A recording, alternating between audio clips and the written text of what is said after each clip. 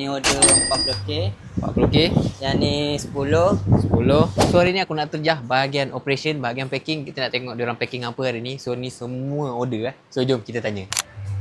Packing apa? Orang ini dah prepare untuk order transport dah. Ni order 40k. 40k. Yang ni 10. 10. Yang ni 50 kot. Ni 50. Yang ni lower arm saja pun dah 100 pieces. Low arm 100 Lower pieces. arm 100 piece.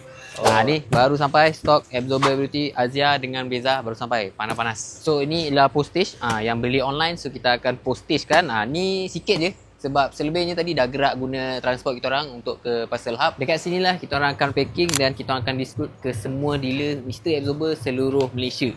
So korang rasa stok 40,000 tu korang rasa sikit ke banyak untuk Absorber?